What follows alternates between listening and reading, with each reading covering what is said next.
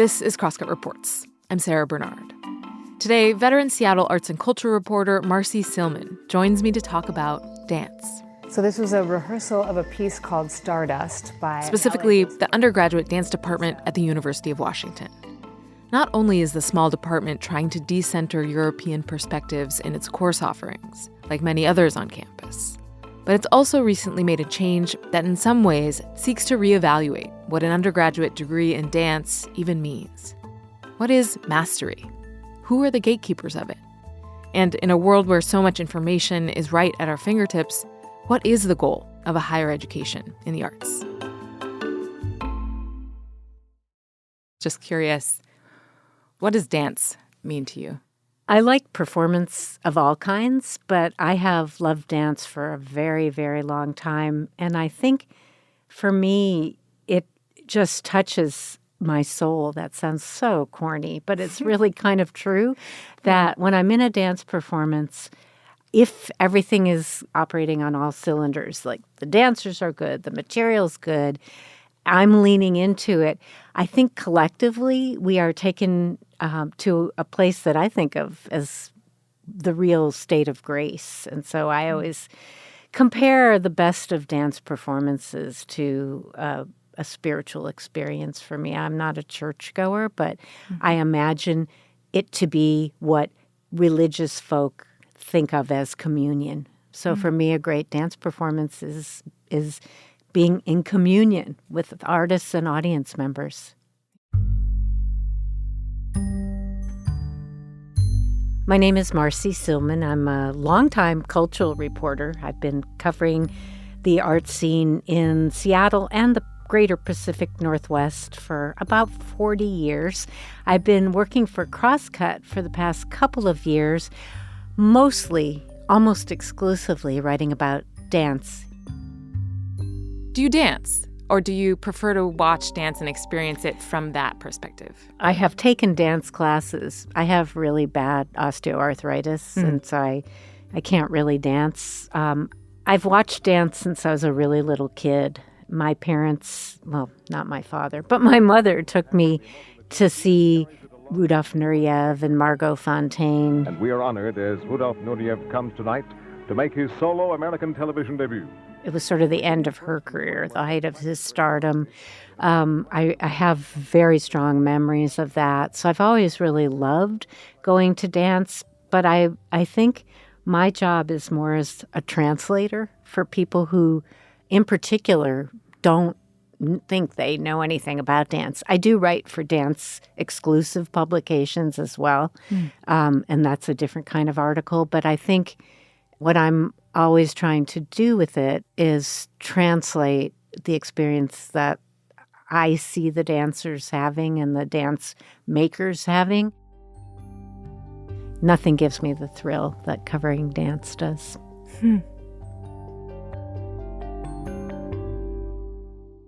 So, as you recently reported for Crosscut, University of Washington has put together kind of a new version of its undergraduate program in dance. And it just started this past fall.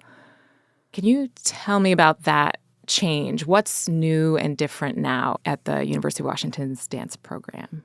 The University of Washington dance program, first of all, is a Bachelor of Arts. It's not a Bachelor of Fine Arts. Bachelor of Fine Arts is usually, I guess I would say, a professional track. So the BA in dance at the University of Washington has always been theoretically open to anybody who wanted to major in dance. There may have been a point in time where there was auditions, but it hasn't been the case. So it's not like, a ballet training school or something like that. This is really for everybody. But I think two things have changed starting in the fall of 2022. One of them is that, like many universities in this country and around the world, I think they were trying to decenter Western European dance traditions. And to do that meant, for example, exploring dance traditions of the African diaspora, and that could be hip-hop, it could be tap, it could be jazz. So there's more diversity in the type of course offerings. The chair of the department, Christine Sunardi, who's actually a professor of music, but chairs the dance department, said that there are a certain number of what they call div classes, which are diversity classes, and those are required. They're required for the students in each department. So they already had to do that, but what they really think is unique to their program is that they have restructured it so that instead of a sequential and ever more difficult layer of dance classes, you have to take 4 different kinds of dance originally. So you could take ballet, tap, hip-hop, and Chinese dance, and then you can focus on any of those, or you could just keep dipping your toe in. The way that they think about mastery is not that you become ever more refined in one technique. It's that you move your body and you master a lot of ways to think about that kind of movement. And in addition to just trying to spread it out and welcome more people in, I think, another big thing is sort of what does studying the arts in general do for a student who might be majoring in business or economics. So they're really looking for those dual majors, somebody who wants to dance and maybe do biology or French, whatever. But as you reported, there was it wasn't very easy, right? Oh, no. It was the opposite of easy. The way that the university works is that there are a series of campus-wide, and it may be multi-campus-wide, I'm not actually sure, but there's a lot of curriculum committees. So anybody who wants to change the name of a course, the number of a course, not just like something even deeper, which is what the dance department did, has to bring that to these committees. And, they would take this stuff in, and they would get all this feedback, which was like, no, no, no, no, no. And then they would revise and rethink. And I think ultimately they changed, I believe it was 32 course numbers. Where were the sticking points exactly? What were they getting? What ideas were getting rejected? It wasn't broadening the kinds of coursework, because in fact that is required at the University of Washington. I think one of the big sticking points was when they wanted to reclassify courses that had been at the 100 level.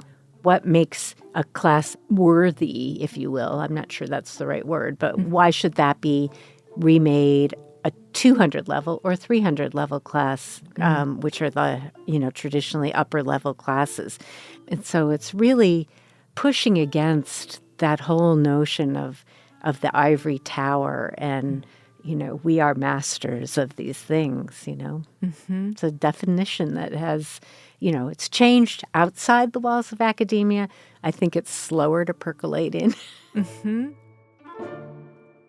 So, as you mentioned, it's a Bachelor of Arts program. It's not necessarily designed to create professional dancers. It's not like a vocational program, if you will. But then it did sort of hold on, I guess, in the past to this idea of the mastery of a certain kind of technique or something. Yeah, and the technique was Western dance tradition. What we generally think of as modern dance, which started in the 20th, kind of late 19th, but the 20th century, mostly in the United States, but also there's European traditions. And so there's a lot of that. And then ballet. And the faculty traditionally knew how to do that, how to teach that. The dance department, once upon a time, was in the physical education program at the U. And not only at the University of Washington. I think that was the case at a lot of places. And so even the recognition that dance was a valid art form and belonged on a university campus, I think came late to the University of Washington. And the University of Washington had really focused on the Western traditions, and probably until maybe the last decade, when it started having guest faculty And right now, adjunct faculty or, folks who have contracts that are able to teach African dance traditions or Afro-American dance traditions because the faculty didn't really have that expertise. You bring up an important point, I think, about when we talk about the centrism of Europe in institutions of higher education, we're often talking about the faculty. So the majority, if not all of the faculty, full-time faculty in the dance department are people whose expertise lies in the Western tradition. Yeah. There are 5 teaching faculty and then a whole bunch of adjunct faculty members who are able to teach these dance traditions. And that also includes the 6 grad students in the MFA program. Several of them teach courses as well. And that enables the UW to actually offer more kinds of dance. Trying to use this platform to meld my 2 backgrounds in studio hip-hop choreography and modern dance. This is true beyond the walls of the university. I mean, this is a conversation that's happening where we're sitting. Pacific Northwest Ballet is just a block or 2 away. And the conversations about diversity have been ongoing there for quite some time. It doesn't start just with hiring dancers because you actually have to have the dancers trained. So it starts in the schools. It starts in who is taking classes and who sees themselves in the faculty. So it is, and beyond that, sort of who's making the decisions. So we just talked about all those curriculum committees at the University of Washington. Like, I don't know who's on those curriculum committees. I asked, but they wouldn't tell me.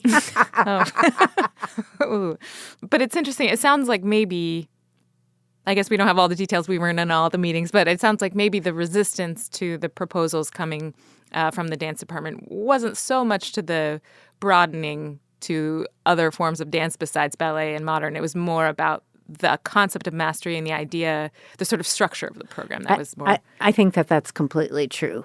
Yeah. But I guess, so in the end it worked, I guess. In the end, it's a work in progress. Yeah.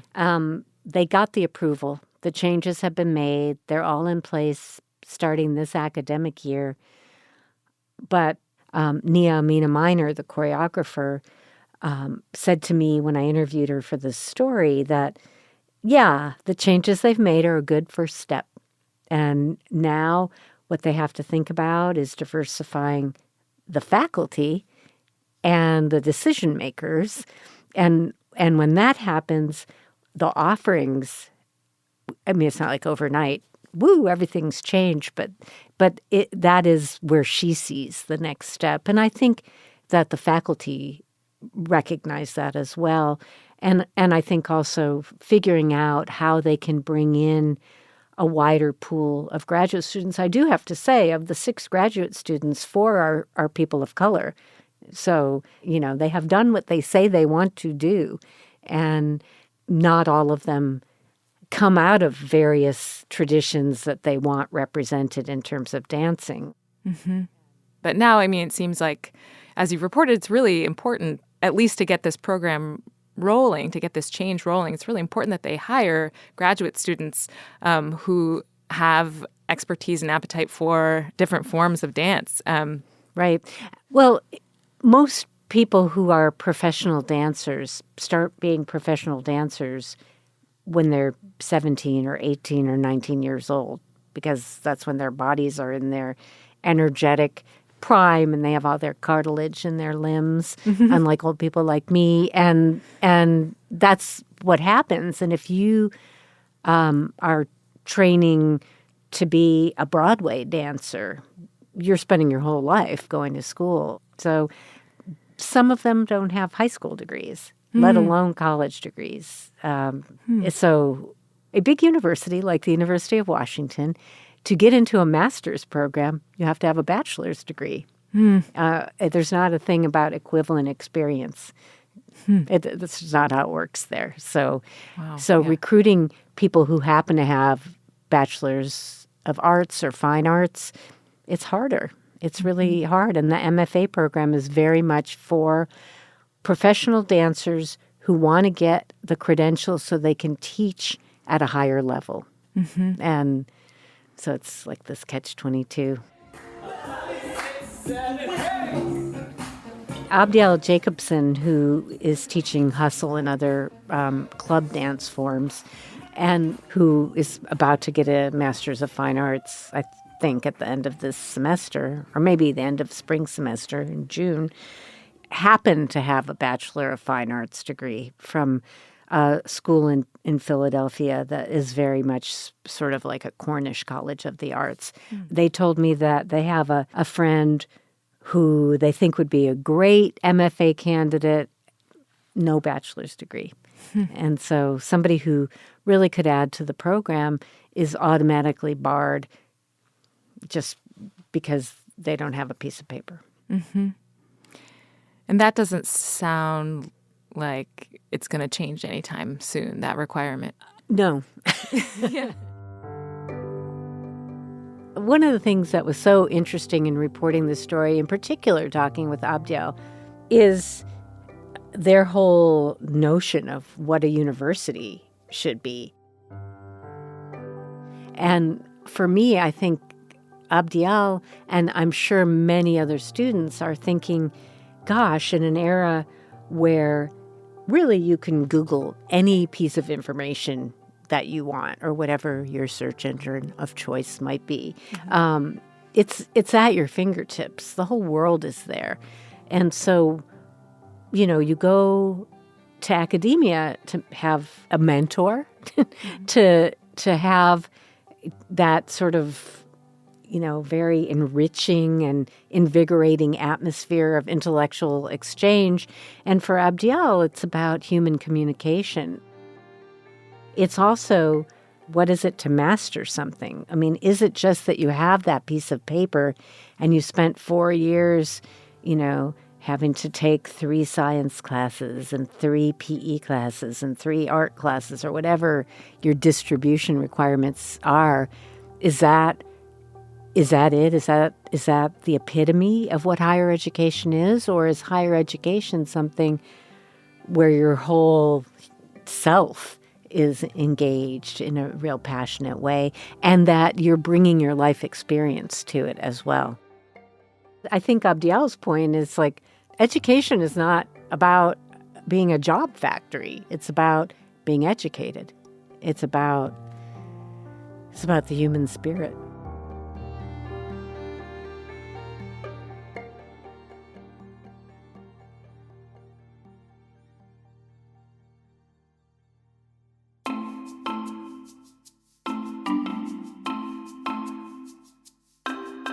Thanks for listening to Crosscut Reports. This episode was reported by Marcie Sillman and produced by me, Sara Bernard. Our story editor and executive producer is Mark Baumgarten. You can subscribe to Crosscut Reports wherever you listen, and whatever platform you're listening on, please review us. We'd love to know what you think of the show. Also, if you'd like to support the work we do at Crosscut, whether it's our lineup of podcasts, the live events we host every month, or the in-depth reporting we deliver every day, go to crosscut.com/membership. In addition to supporting our journalism, members receive complete access to the on-demand programming of Seattle's PBS station, KCTS 9. For the latest political, environmental, and culture news from the Pacific Northwest, visit crosscut.com. Crosscut Reports is a product of Cascade Public Media. I'm Sara Bernard. We'll be back soon with another episode.